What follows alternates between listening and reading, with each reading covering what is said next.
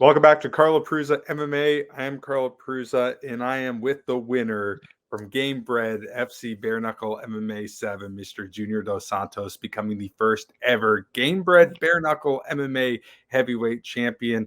Junior, what an event, what a contest. You were able to pick up the victory, put your name once again in the history books. How does it feel to win the first ever Bareknuckle world title? It feels great, every time we have a goal set it in your life, to something special to achieve. It's very good when you're able to really achieve that, Um, and I was working super hard, taking it very seriously as always, giving 100% of me. And I got there. We got a pretty tough fight. My opponent was really ready for me. But yeah, when you really believe, you gotta find a way to make things go the way you want them to go. Now that knockout, Junior, I mean, that was what an amazing knockout. You had him on the ground. You were controlling him on the ground. It looked like you let him up a little bit, and you were able to finish him. Walk me through that finish. Did you think when he was getting up, did you envision you finishing him at that moment? Not really. Actually, when he was pushing me, things like that, he was kind of going to the end of the round.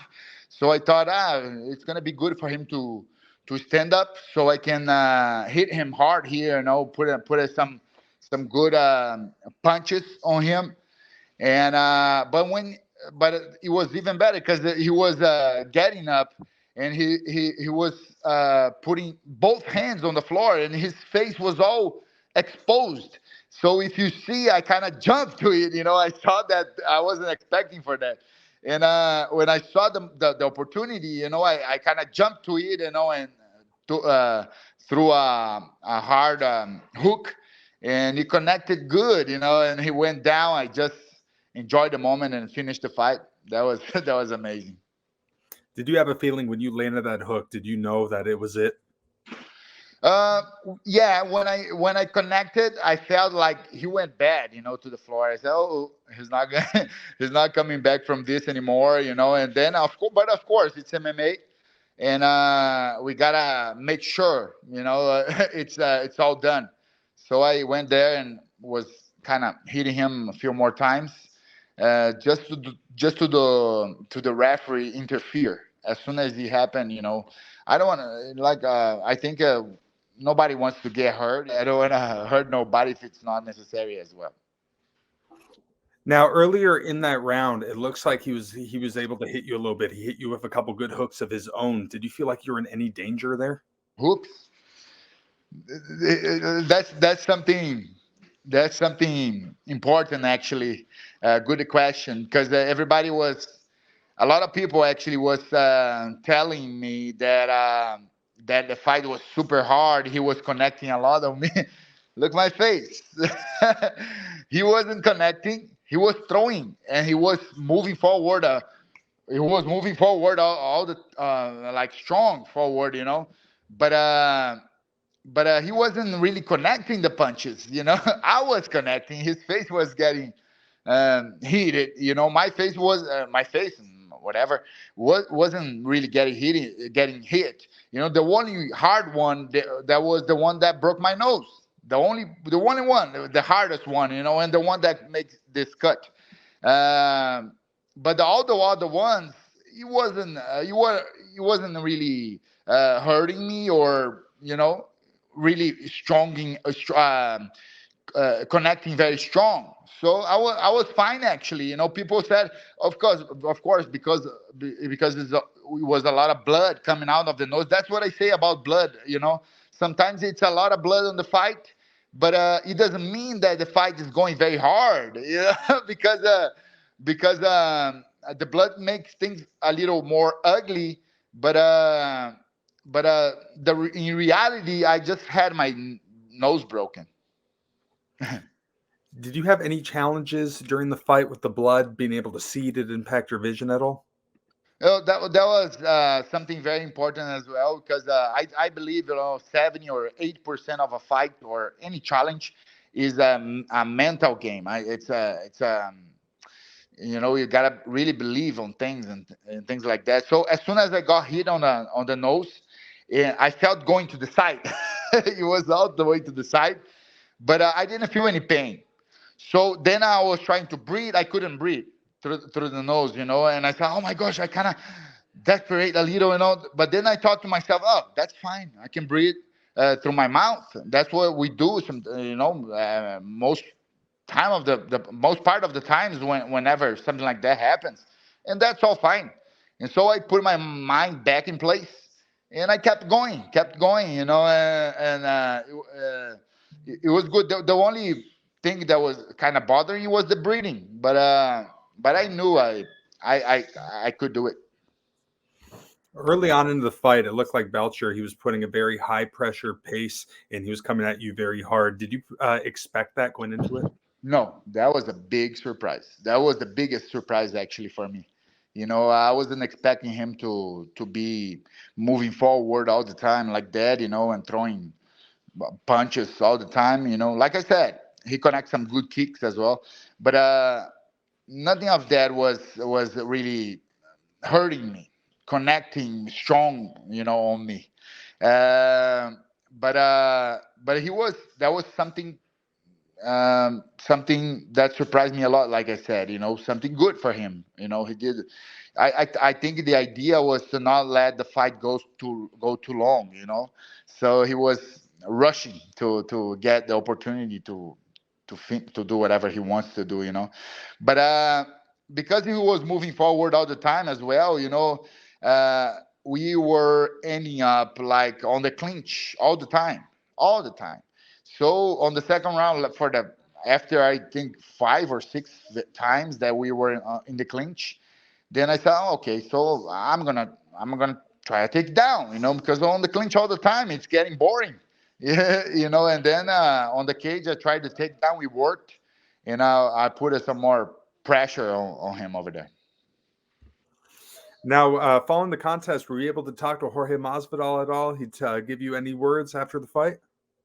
Not really, Right now, I was just focusing on the nose thing, putting back the nose to the right place, doing the stitches. That the doctors did that to me. That was good.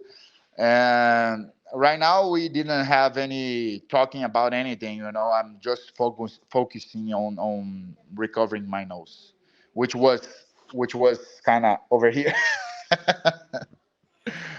Following the fight, you had mentioned that maybe you want Roy Nelson next. There's a No, no, lot. that's the thing. I didn't say that. I didn't say I want him next.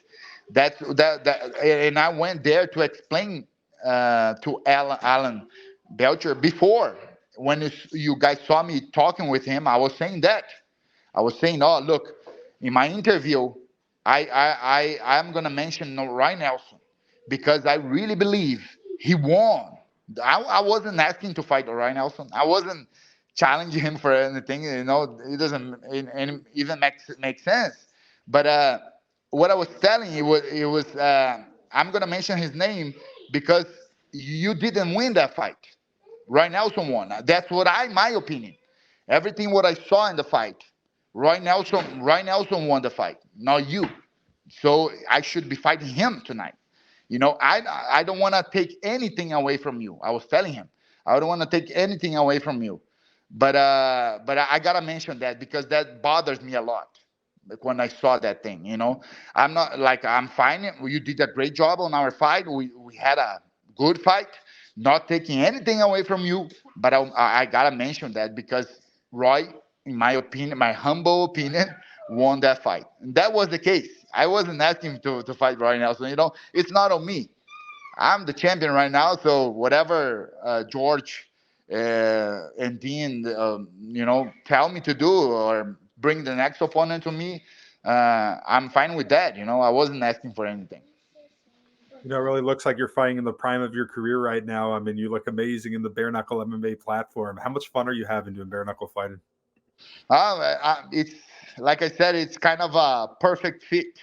I feel really good, about about that because it's MMA, but it kind of end up being more like my style fits there over there there well because I'm a kind of boxing guy, and on the bare knuckle, your hands are respected, you know. So it makes me feel like a big difference. You know, it's more reality. It's the guy. Like if the guy get get hit once, he doesn't want to get hit again.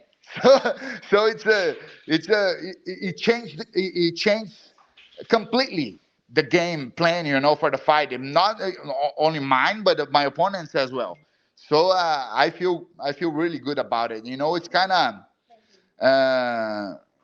the boxing thing for me, you know, which is I love.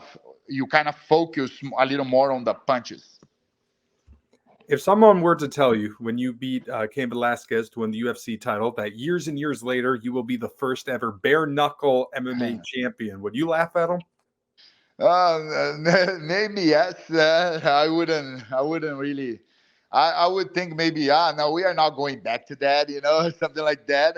I already said that before, you know, we're not going back to the bare knuckle, how everything started. But the way I see today is like, man, what a opportunity, what a privilege for me, you know, to fight everybody I fought in my career, all the legends, all the guys, you know, and to have a good career like I had and like I have actually, and now to be able to do it as they did at the beginning of the whole thing. This thing was created like this, you know, and for me right now to go there and do it like they did in the beginning, on the beginning of everything, it's a privilege, you know. I feel really really good about it.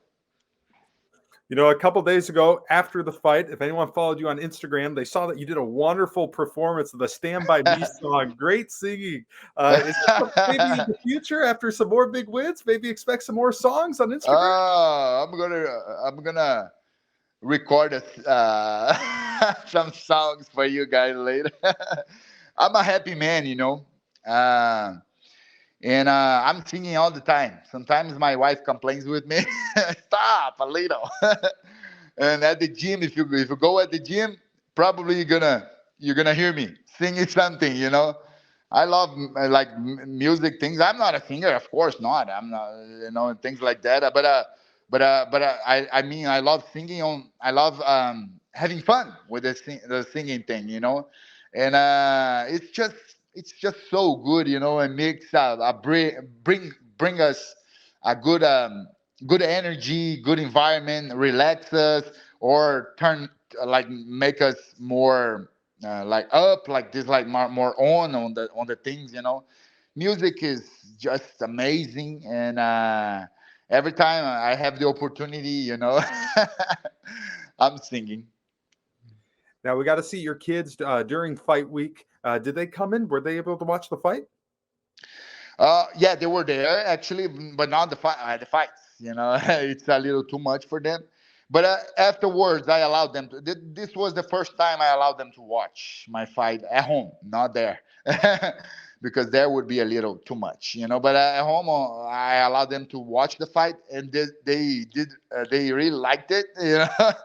the, but I was explaining, you know, that's what Daddy does professionally. You know, I'm not there doing or something, you know, stupid. You know, I don't want to hurt the guy. The guy is a professional. He's ready for Daddy. Daddy's a professional. Daddy's ready for him. And we are changing abilities. We are seeing, trying to see who's the better guy, who's gonna come out with the victory. And that's it. I was showing them some things, you know, and they really really liked it, and I'm happy with that. They were there, but they didn't come to the fight. On my wife. All right, Junior, last question for you. In a perfect world, what's next for you this year? What are some things maybe you want to accomplish?